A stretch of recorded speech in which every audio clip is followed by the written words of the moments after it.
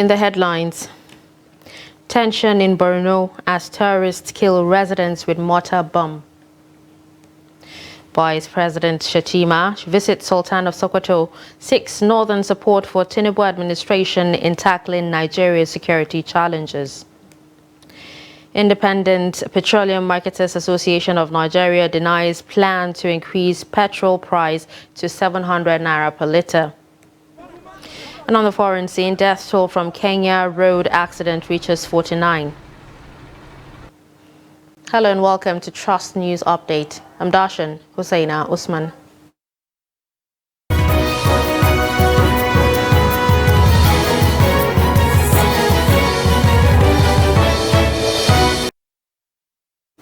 Now we'll begin with security, where at least 6 people, including women, were killed and many sustained injuries when insurgents fired a mortar bomb into Damboa town in Borno State. It was learned that the outlawed group came at exactly 8:30 p.m. to Waludi Bridge in Damboa town and attacked a civilian JTF location, seriously injuring 2 of its members.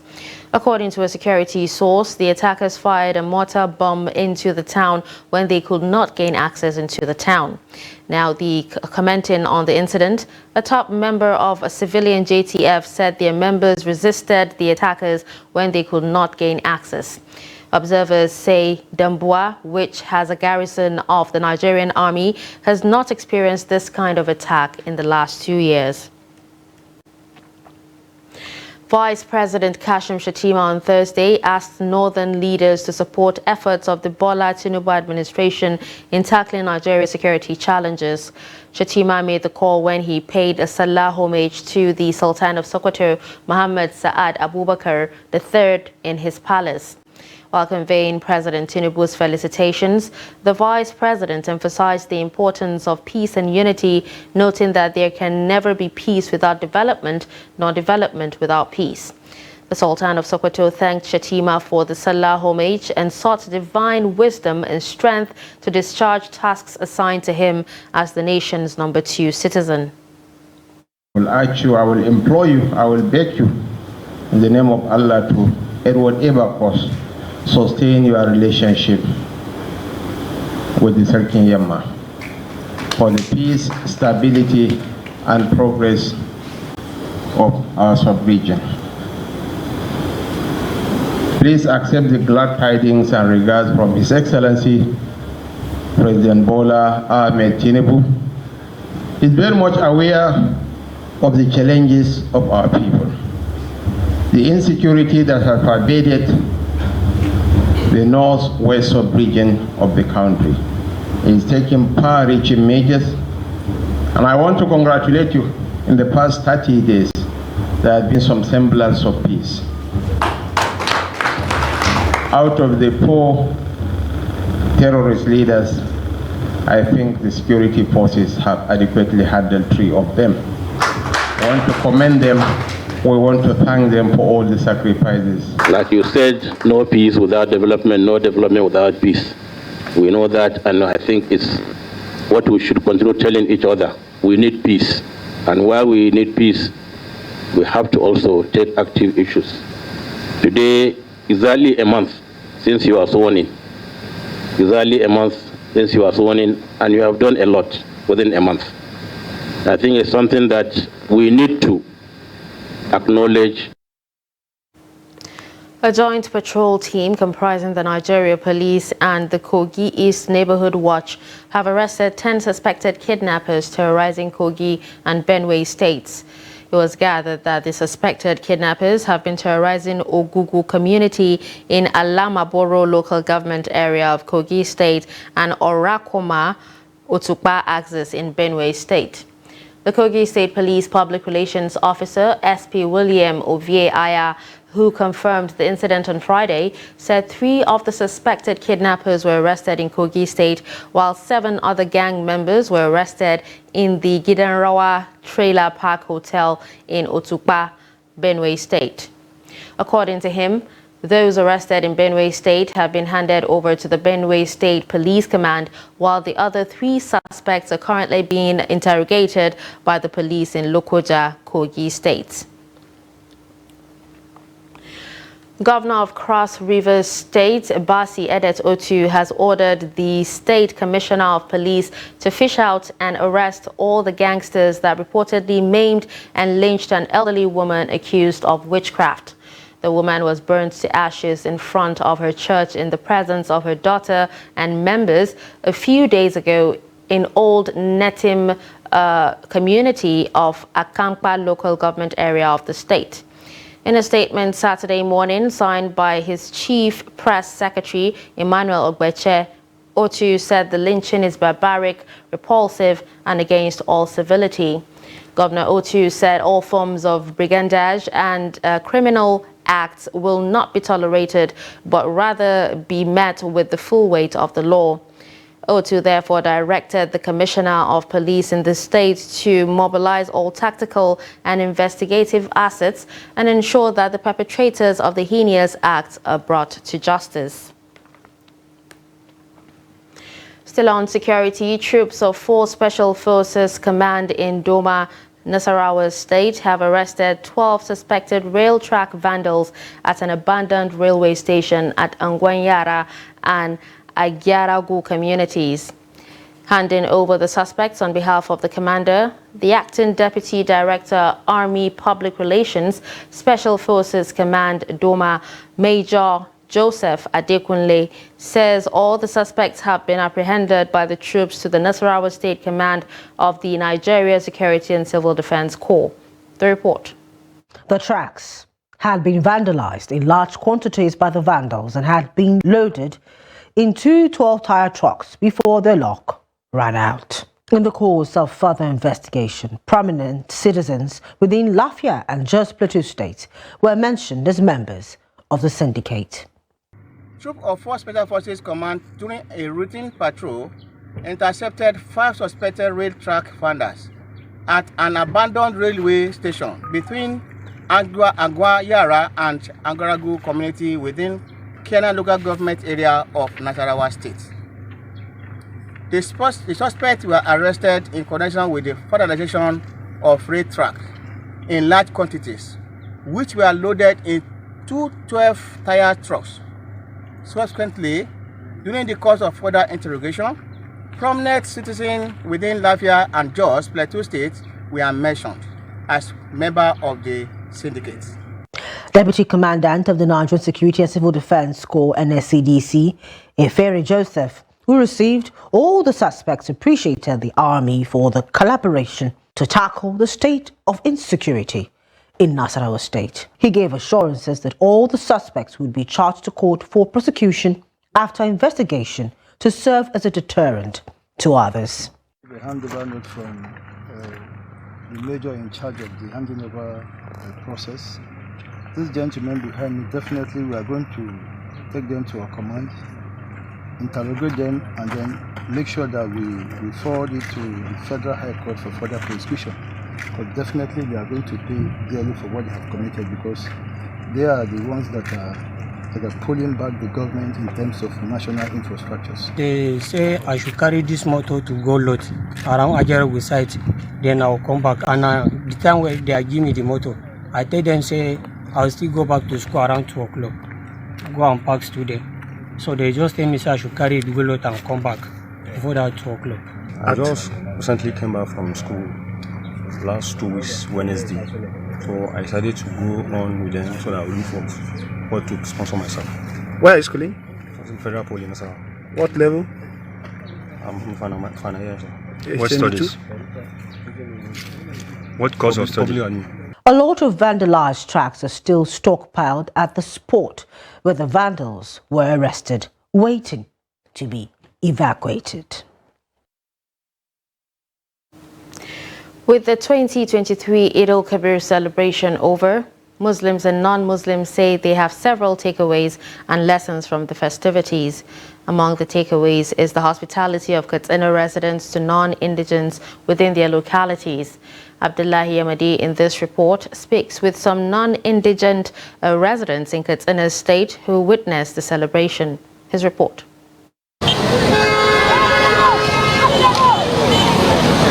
In Katsina, there are few or no restaurants or food vendors who open for business during festive periods such as Salah.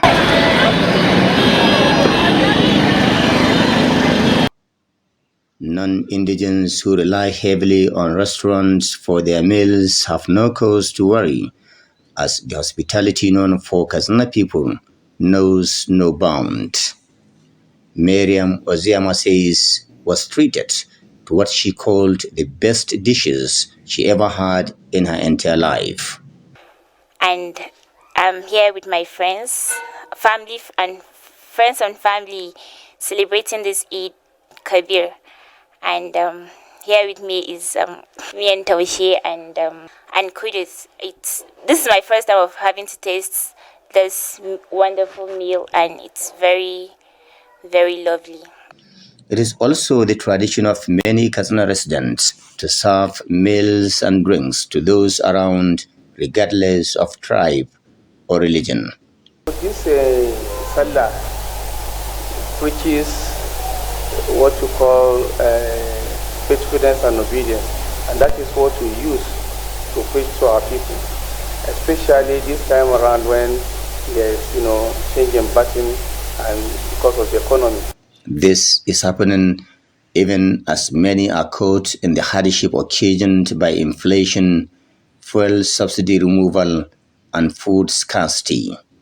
As you can see, last year with like 50,000 you can buy a medium-sized big ram, but this year you have to spend 80,000, and you can look at the prices of price of petrol now. So all the money virtually is going on fueling. People are tend to take the hardship and push on with it. As a matter of fact, there is a serious economic hardship. I had 2 chickens only for this Salah. I wanted to make a sacrifice at least to slaughter a ram, but I found it impossible. All the same, I thank God for witnessing the period.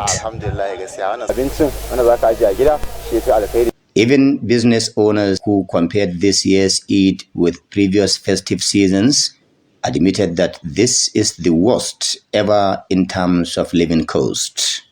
There's a big difference between now and then. You can see how the celebration here, everywhere is dull, everywhere is just dull, nothing is moving.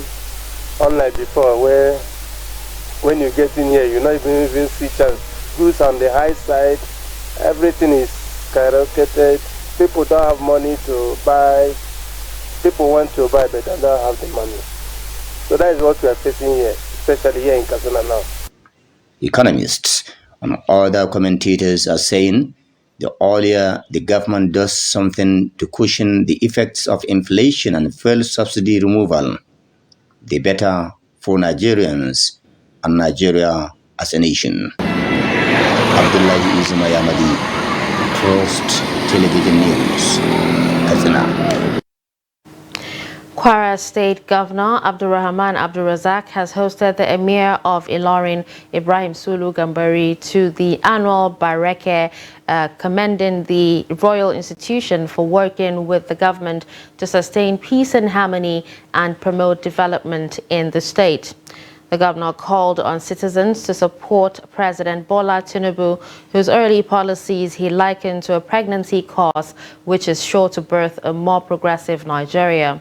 Governor Abdulrazak said he was excited that the colorful Bareke brought together thousands of Kwarans and attracted positive reviews nationwide.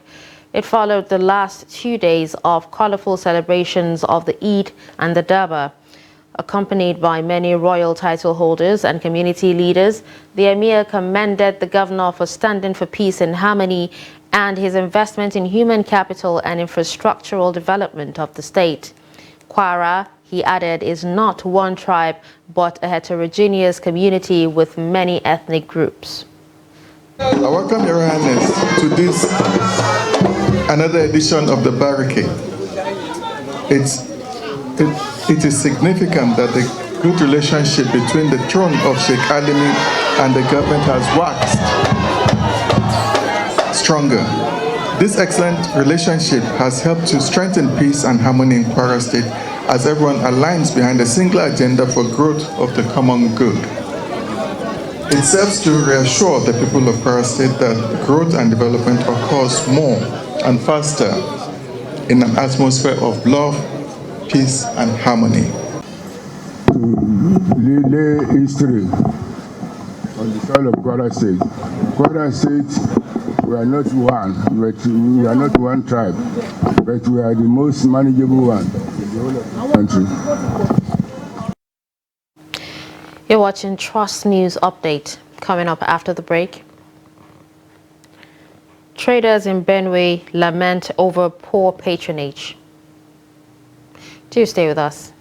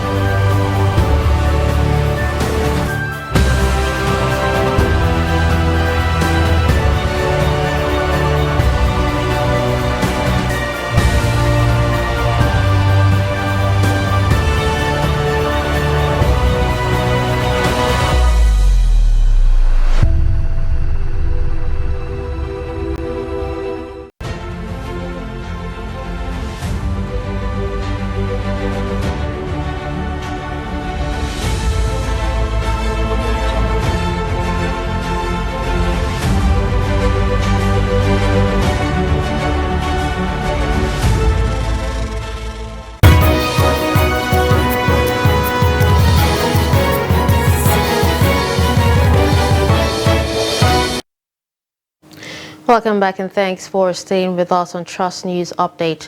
A recap of our top stories. We told you that tension in Borno as terrorists killed residents with mortar bomb. We also told you that Vice President Shettima visits Sultan of Sokoto seeks northern support for Tinubu administration in tackling Nigeria's security challenges. Moving to other stories, the Independent Petroleum Marketers Association of Nigeria has denied the alleged plan by the association to increase pump price of premium motor spirit, also known as petrol, to 700 naira per litre nationwide. The chairman of IPMAN Southwest Zone, Dele Tajuddin, stated this in an interview in Ibadan on Friday. He therefore urged Nigerians to disregard the speculation and not to engage in panic buying. Tajuddin stressed that the price of the product will not be more than what it's been sold presently. He commended President Bola Tinubu for removing the subsidy on petrol, adding that it was long overdue. He said the slight increase in pump price was because of the transportation costs, adding that Nigerians should be at rest as the commodity will not be out of reach for the masses. The Nigerian Meteorological Agency has predicted cloudiness and sunshine from Saturday to Monday across the nation. NIMET's weather outlook released on Friday in Abuja anticipates a cloudy atmosphere on Saturday with intervals of sunshine over the northern region. The agency forecasts chances of morning thunderstorms over parts of Borno, Yobe, Gombe, Jigawa, Bauchi, Adamawa and Taraba states. According to it, cloudy atmosphere is anticipated over parts of the inland states of the south and the coastal cities in the morning, with prospects of rain over parts of Oyo, Osun, Ondo, Ogun, Edo, Lagos, Delta and Bayelsa states. NIMET envisages thunderstorms with intermittent rains over parts of Ondo, Oyo, Enugu, Lagos, Imo, Abia, Ebonyi, Edo, Delta, Rivers and Cross River states later in the day. The agency advised disaster risk managers, agencies and individuals to be proactive to avert loss of lives and property during the rainy season. The National Universities Commission has warned that the Academic Staff Union of Universities to stop misleading Nigerians about the new university curriculum. This was disclosed in a statement by the NUC's Deputy Executive Secretary Academics, Noel Saliu, who was reacting to claims by ASU that the NUC imposed the core curriculum minimum academic standards on ASU. The NUC stated that all universities were carried along in the development of the core curriculum minimum academic standards. The NUC chief revealed that ASU's claims of no official communication from NUC to the universities on the review of the benchmark minimum academic standard were false. They also revealed that the curriculum review process started in 2018 with experts on various subjects in Nigerian universities producing the draft documents, adding that the draft was further forwarded to other experts in Nigerian universities for their input. They added that when the initial drafts of the CCMAs were ready, they were also circulated amongst Nigerian academics and their input synthesized and incorporated into the respective programs, acknowledging that the process of getting and incorporating inputs from Nigerian universities had been the tradition of NUC since 1989 and had not faltered. The economic situation in the country is biting harder on petty traders in Benue who are experiencing low patronage. In Makurdi, many traders say their businesses have suffered setbacks due to the economic crisis. Jimmy Adzande reports. The usual human traffic in the popular Wadata market, known for most petty trading, is now in the shadow of its former self. No thanks to the economic situation as recounted by the market women. We don't suffer too much. They all government to all day. When I saw we did they suffer money not to see food to chop on a problem. This on where we are. If you don't have this full government to enter now, we need help from them. May they help us. Ababa no say no. I don't say I don't see to go pay back. Oh, government help us. Yeah. Yeah, when I see market buy. The residents said the cost of items in the market is a major problem. They also said many hardly afford even the commonest food items in the market these days. The manner of which everything is getting high is too much. Imagine rice. As of before, more than 400, 500. It's now 1,000 naira. You see, even meat, beef too, is too high. Even oil, all this. Imagine pure water.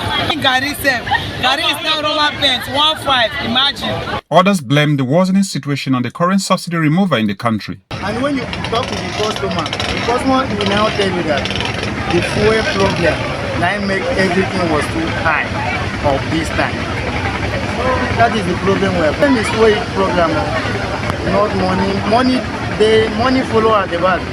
The first story was fuel because before we are buying a liter of fuel 200 naira, from at times 220. But now the fuel is 550 or 600 naira. Before you even come to the market, you first of all calculate how you stand and how do you start. How do you come and buy the use of the market? The residents begged the government to come up with palliative to alleviate the suffering of Nigerians. Jimmy Azandi, Trust TV News, Makurdi. Moving to business, the latest INE window exchange rate for June 30th, 2023 shows the exchange rate between the Naira and dollar closed at 769.25 Naira per dollar after the opening rate was 758.56 Naira per dollar.